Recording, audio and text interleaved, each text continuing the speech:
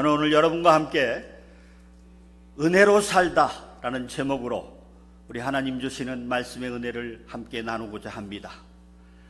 오늘 본문 말씀은요, 한 여인이 자신의 옥합을 깨뜨려서 그 옥합에 담겨있는 향유를 예수님께 부어버린 그러한 사건입니다. 오늘 이 본문 말씀이요, 마태, 마가, 누가, 요한복음 이렇게 사복음서에 모두 기록된 아주 중요한 말씀이기도 합니다.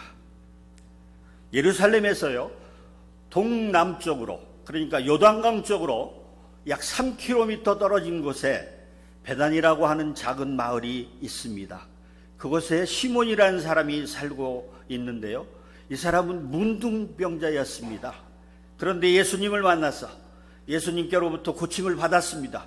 그래서 지금은 정상적으로 잘 살고 있는 사람입니다. 그런데 이 사람이 예수님께서 예수님의 일행과 함께 베다니로 오신다는 소식을 들었습니다. 그래서 예수님과 그 일행을 자신의 집에 초대를 합니다. 식사 초대를 합니다.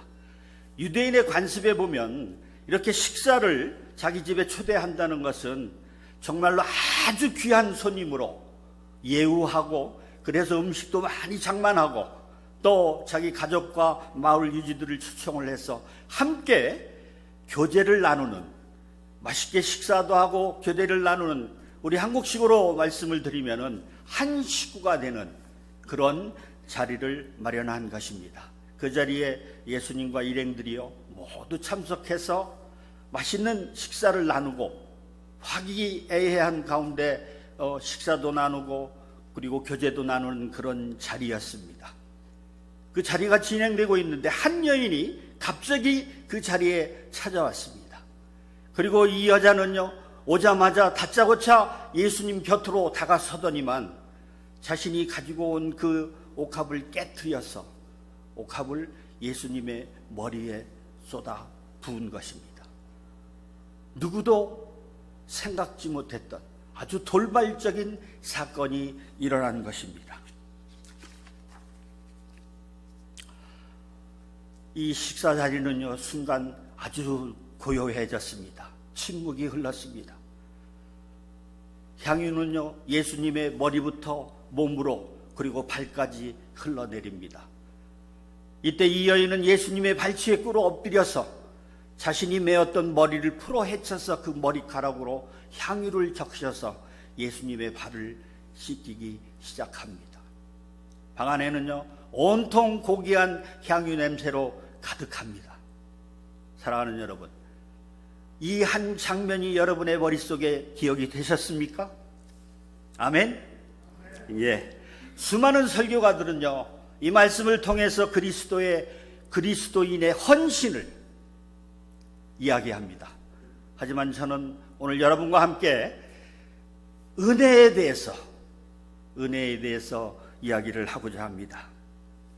은혜라는 말은요, 하나님께서 저와 여러분에게 주시는 아무런 공로나 대가 없이 거저 공짜로 주시는 하나님의 선물을 말합니다.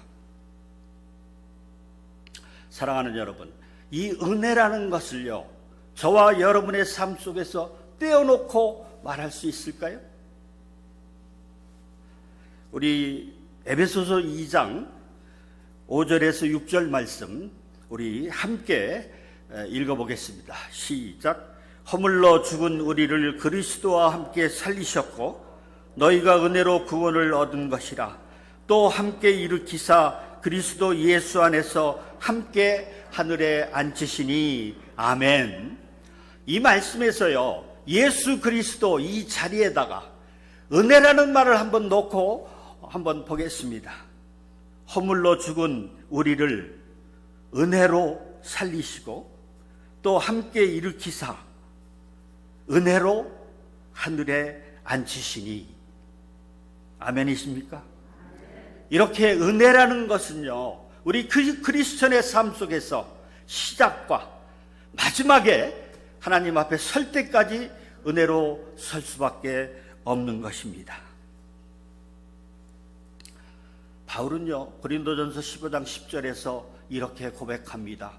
나의 나된 것은 하나님의 은혜로 된 것이니 사랑하는 여러분, 이 바울의 고백이 저와 여러분의 고백이 될 수 있을까요? 아멘이십니까? 아멘. 저는 오늘 감히 이렇게 여러분들에게 질문합니다. 은혜가 여러분에게 있습니까? 저는 오늘 본문 말씀을 세 단락으로 나누어서 살펴보고자 합니다. 첫 번째로 생각해 볼 것은 이 여인이 왜 이런 행동을 했는가 하는 것입니다. 여인의 손에는요, 옥합이 들려 있습니다. 보니까요, 옥합은 대리석 재질로 만든 아주 특별한 옥합이었고, 그 안에 담긴 나드 향유는요, 당시 이스라엘 지방에서는 구경도 할 수 없는, 살래야 살 수도 없는 인도에서 수입된 아주 비싼 귀한 고급 향유였습니다. 화장품은요, 우리 여자분들 계신데 쓰는 사람만이 그 가격을 알 수 있죠? 그렇죠? 이 나드 향유는요, 보니까 300데나리온 이상이라고 말하고 있습니다. 한 데나리온은 당시 그 이스라엘 보통 사람들의 하루 품삯입니다. 그러니까 300데나리온 이상이라고 하는 것은 이 이스라엘 당시 사람들의 1년치 연봉이나 마찬가지입니다. 이것을 지금 우리 현 시세로 따져보니까요, 약 3만에서 4만 달러.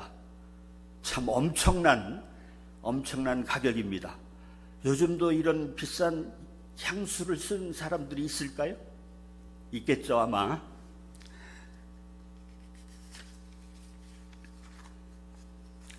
그런데 이 여인이 그 옥합을 가지고 들어와서 한 방울도 남기지 않고 예수님 머리 위에 쏟아 부은 것입니다. 왜 그랬을까요?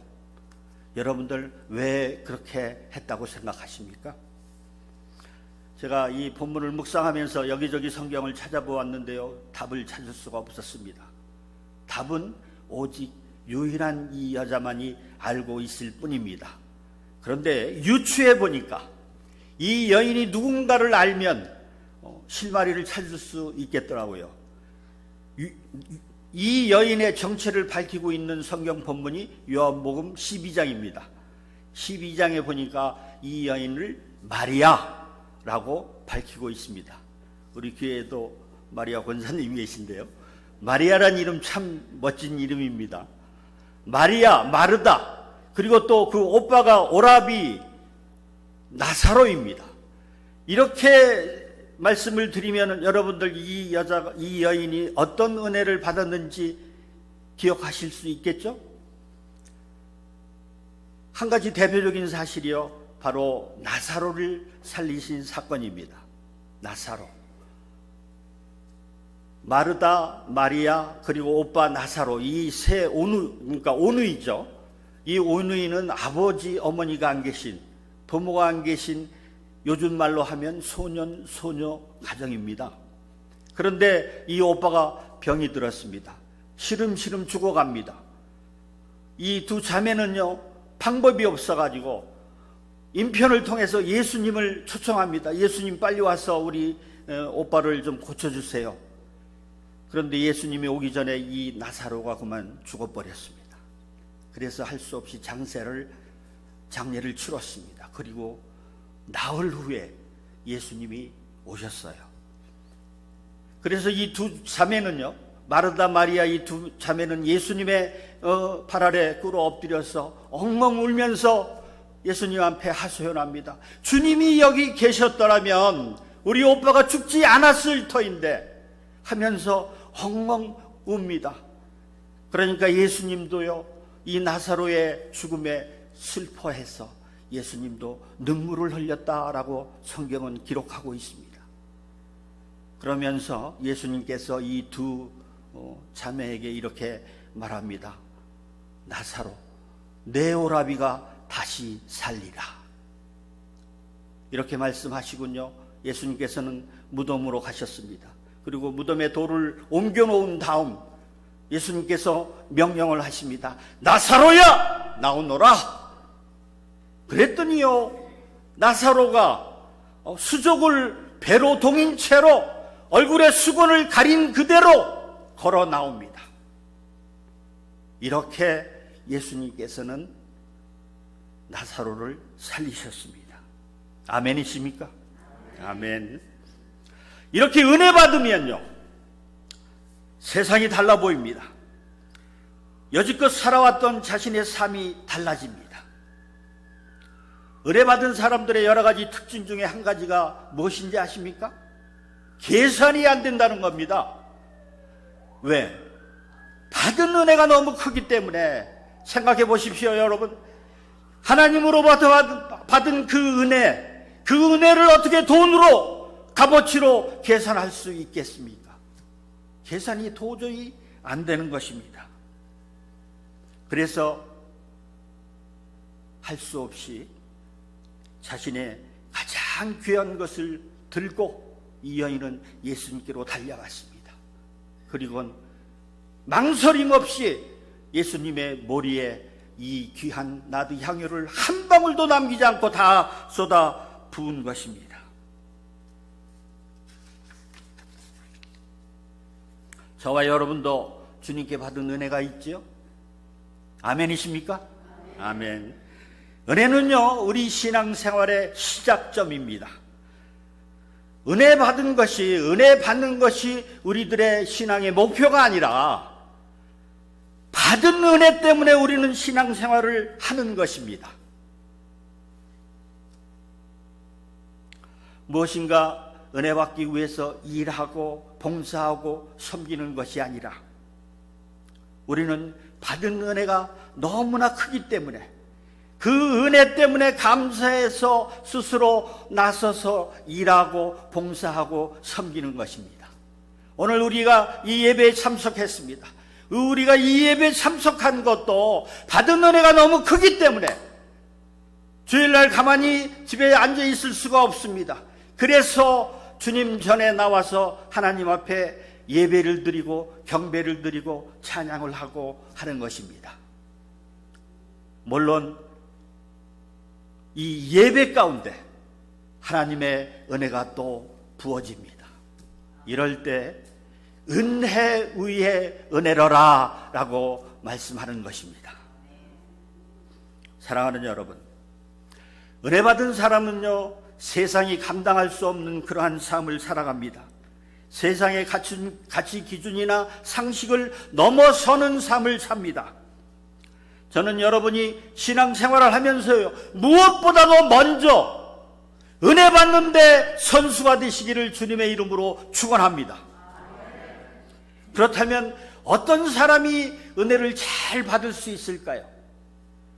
순수한 사람이죠. 아주 예수님을 가장 많이 닮아가는 사람이지요. 아멘이십니까? 아멘.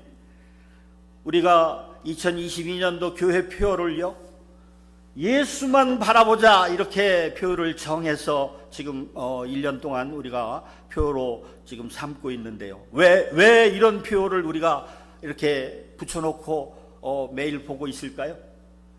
바로 예수를 닮아가기 위해서 24시간 예수를 바라보면 우리는 예수를 닮아갑니다. 그렇죠? 예, 우리 신앙생활의 목표는요, 예수를 닮아가면서 각자가 작은 예수가 되는 것이 우리의 신앙생활의 목표인 것입니다.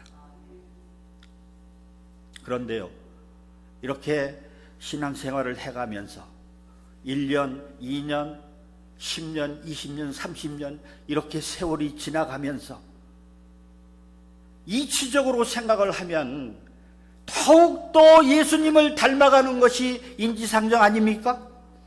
평신도에서 집사로, 그리고 또 권사로, 장로로 이렇게 직분을 받을수록 더욱더 예수님을 닮아가는 것이, 그것이 맞는 것 아니겠습니까? 그런데 감히 질문합니다. 과연 그렇습니까? 그렇다고 자신 있게 대답할 수 있습니까? 우리가 신앙생활 할 때요, 처음 예수를 만났을 때는요, 은혜 충만합니다. 매일매일의 삶이 달라지고, 그리고 은혜 가운데 살아갑니다. 그런데 한 달이 지나고, 1년이 지나고, 10년이 지나고, 20년이 지나고, 30년이 지났을 때, 과연 처음 시작했을 때 그 은혜 가지고 있습니까? 제가 우리 서두에 말씀드렸습니다. 여러분, 저와 여러분들에게 은혜가 과연 있냐고요? 이런 질문을 드렸습니다. 은혜가 있으십니까? 자신 있게 대답할 수 없다고 저도 여러분도 아마 생각하실 겁니다. 처음에 은혜로 시작해서 세월이 지날수록 우리는 율법만 남아가지고 율법으로 정죄하고 있는지는 아닌가요? 저는 제발 저와 여러분에게, 저 자신에게도 여러분에게도 이렇게 말씀드리고 싶습니다. 이 시간을 통해서 우리 한번 우리 자신을 되돌아보면서 과연 나에게 은혜가 있는가? 내가 은혜 가운데, 하나님 주시는 그 충만한 은혜 가운데 살아가고 있는가? 이렇게 되돌아보면서 만약에 은혜가 없다면 하나님 저에게 은혜를 주시옵소서라고 매일 기도하면서 주님 주시는 그 충만한 은혜 가운데 살아갈 수 있기를 주님의 이름으로 축원합니다. 아멘. 두 번째로 살펴볼 것은요, 시몬의 집에서 식사하던 사람들의 반응입니다. 과연 그 사람들은, 그 자리에 있었던, 현장에 있었던 사람들은 어떻게 반응했을까요? 시몬의 집에는요, 시몬의 가족들과 마을 유지, 마을 사람들, 그리고 예수님과 예수님의 일행이 앉아서 준비한 음식을 맛있게 먹고, 그리고 마시고, 그리고 교제를 하고 있었습니다. 그렇게 즐거운 자리가 이어지고 있었는데요, 갑작스럽게 이 여인이 찾아온 것이죠. 이 여인은 그 식사 자리에 초대받지 않은 사람입니다. 불청객입니다. 거기에다가 그녀는요, 들어오자마자 다짜고짜 예수님 곁으로 가더니만 그만 자기가 가지고 온 그 옥합을 깨뜨려서 예수님께 쏟아 부은 것입니다. 누구도 이 사건을, 이러한 행동을 예측하지 못했고 예상하지 못한 그런 돌발적인 사건이 벌어진 것입니다. 자리에 함께한 모든 사람들, 그리고 예수님조차도 깜짝 놀랐어요. 아니, 이럴 수가. 이때 한 청년이요, 벌떡 일어나더면 이렇게 소리를 칩니다. 아니, 이럴 수가 있는 거요? 어떻게 이런 짓을 한단 말이요? 당장 멈추시오. 그 향유를 보니까 300데나리온이라 하는 그 이상으로 그 비싼 고급 향유인 것 같은데, 그것을 차라리 팔아가지고 가난한 사람을 구제하는 것이 더 나을 뻔하였소 라고 화를 내면서 소리를 칩니다. 그러자요, 같이 식사하던 그 주위에 있던 사람들이 웅성거리면서, 그래, 맞아, 어떻게 이런 짓을 할 수 있는 거야? 그것은 아주 비싼 것인데 그거 팔아서 가난한 사람들한테 구제하는 게 좋았을 거야. 사랑하는 여러분, 여러분들은 이 청년의 말을 어떻게 생각하십니까? 이 청년의 말이 맞다고 생각하십니까? 당시요, 그 시점이 유대 그 절기 명절인 유월절을 바로 앞둔 그러한 시점이었습니다. 유대 나라의 풍습에 의하면요, 이렇게 유월절 그 시기에는 그 힘들고 어려운 사람들, 고아와 과부, 이런 사람들을 구제하는 그러한 관습이 있었습니다. 그렇기 때문에 그런 관습에 비추어 볼 때 이 청년의 말은 상식적으로, 이치에, 논리적으로 맞는 말이죠. 이 설교, 이 본문을요, 우리 한국의 유명한 그 장경동 목사님은요, 이렇게 얘기를 하시더라고요. 두 안을, 향유를 예수님께 부은 이 마리아, 그 다음에 큰 소리치고 화를 내는 그 청년의 말, 이 두 말을, 두 의견을 교회의 공동의회에다 회부를 했답니다. 그랬더니 압도적인 다수로 이 청년의 말이 통과되었다, 통과되었을 것이다 이렇게 장경동 목사님은 얘기를 하더라고요. 맞는 말이기 때문에 그렇습니다. 옳은 말이기 때문에 그렇습니다. 그런데요, 이 청년의 결말은 어떻게 되었을까요? 이 사건이 있은 바로 직후에 이 청년은요, 예수님을 은산십에 팔았습니다. 요한복음 12장에 보면 이 청년의 이름을 가롯 유다로 밝히고 있습니다. 예수님을 팔고 예수님을 배신하고 그리고 그는 자살하고 말았습니다. 사랑하는 여러분, 옷감을 깨뜨린 이 여인 마리아, 그리고 이 짓을, 이 행동을 잘못됐다고 비난하고 야단친 그러한 그 가롯 유다, 이 두 사람은요 예수님과 아주 각별한 사이입니다.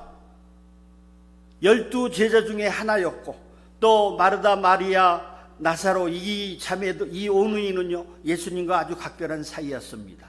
그렇다면 이 두 사람의 차이는 무엇이라고 생각하십니까?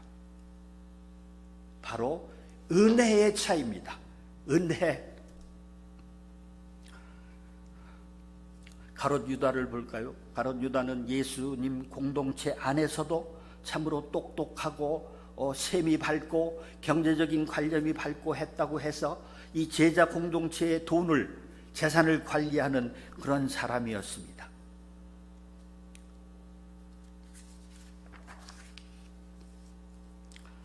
그런 가롯 유다는요 은혜가 없었습니다. 은혜를 모르는 사람이었습니다.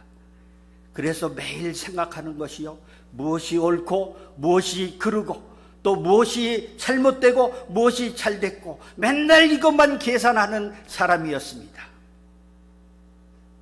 사랑하는 여러분, 이렇게 무엇이 잘되고 못되고 무엇이 옳고 그르고 무엇이 맞고 틀리고 이렇게 계산하는 모습을, 그 유다의 모습을 보면서 이 모습이 저와 여러분의 모습은 아닌가 생각해 보시길 바랍니다.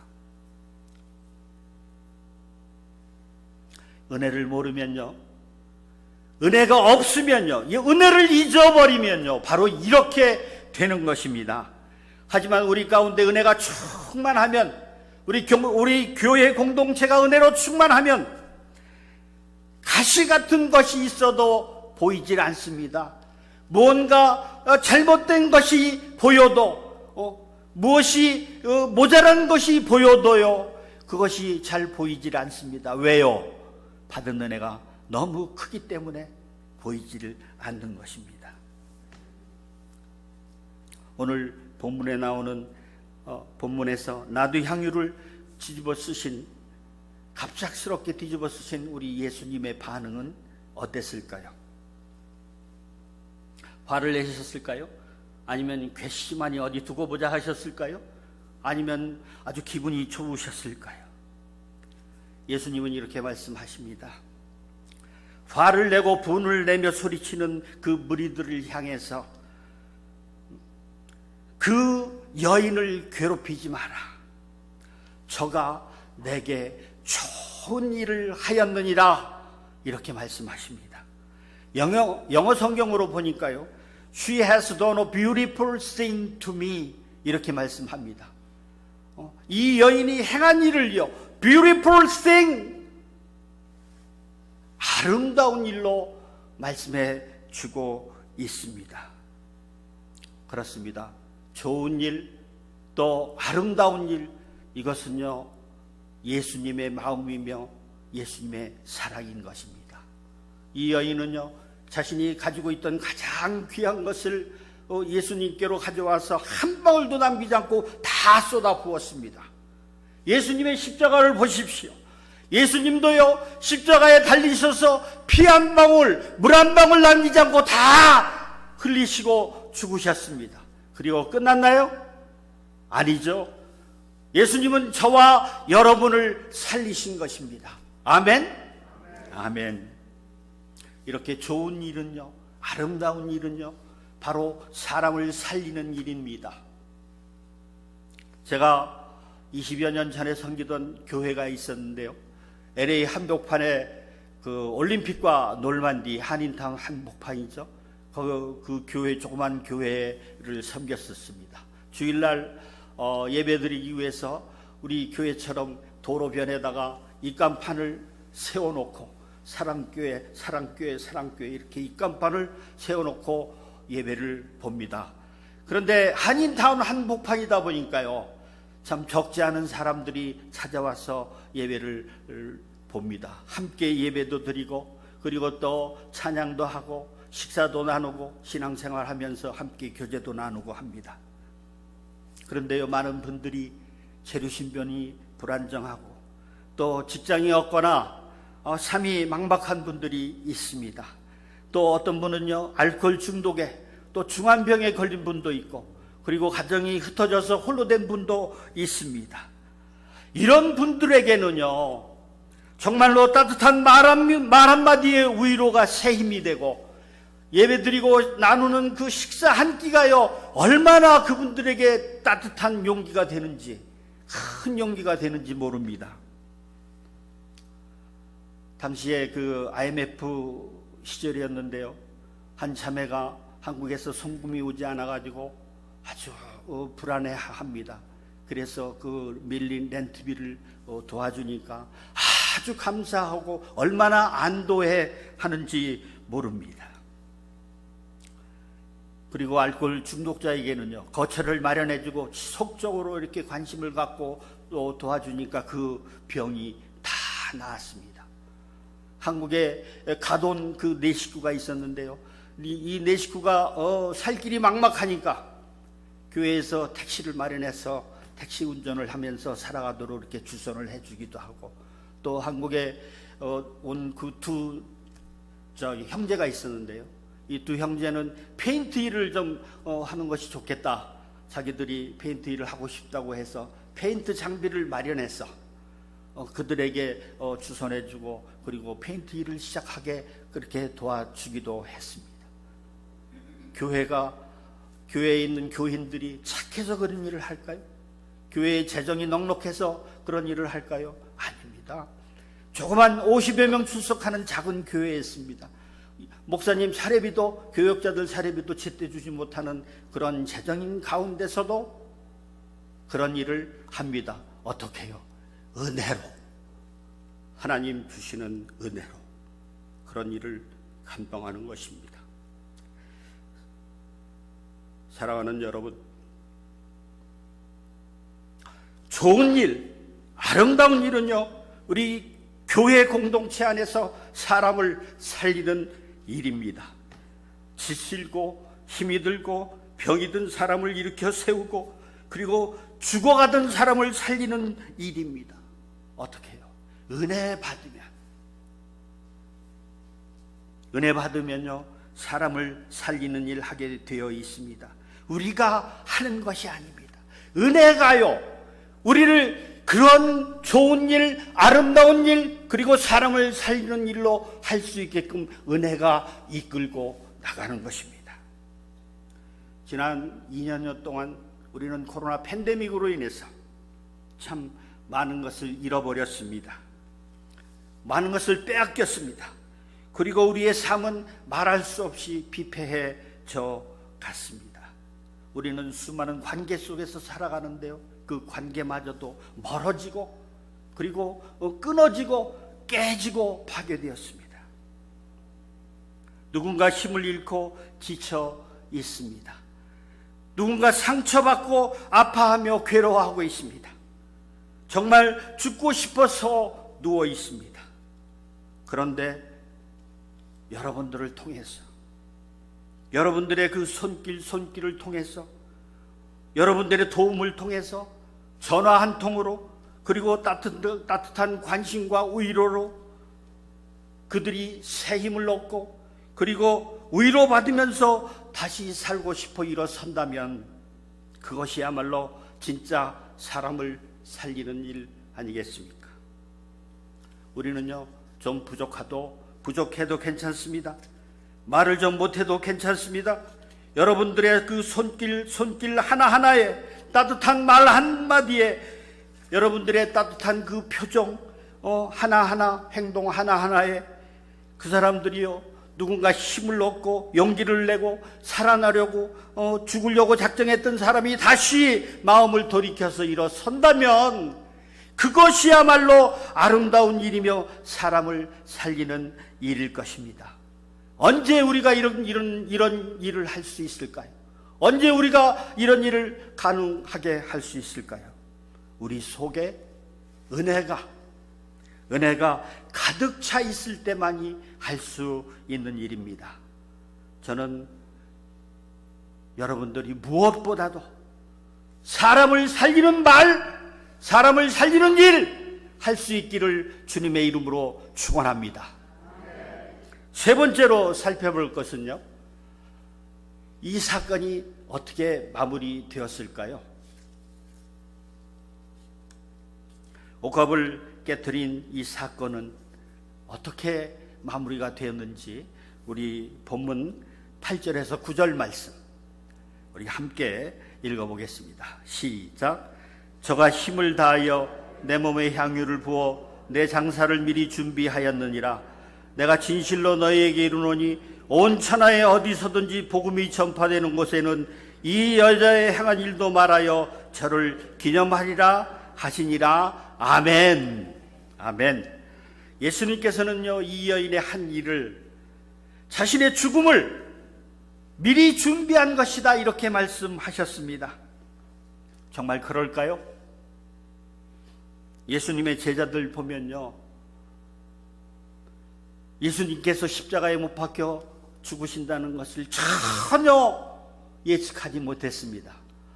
이 사건 이후에 바로 유월절 식사하는 그 자리에서도 12 제자들은요, 누가 크냐 하면서 서로 다투었습니다. 이 여인의 행동도 마찬가지입니다. 이 여인도 예수님께서 죽으실 것을 미리 알지 못했습니다. 이 여인은요, 자신이 그저 받은 그 은혜 때문에 표현을 그렇게 표현한 것 뿐입니다. 그런데도 불구하고 예수님은 이 여인의 한 일을 예수님의 생애 가운데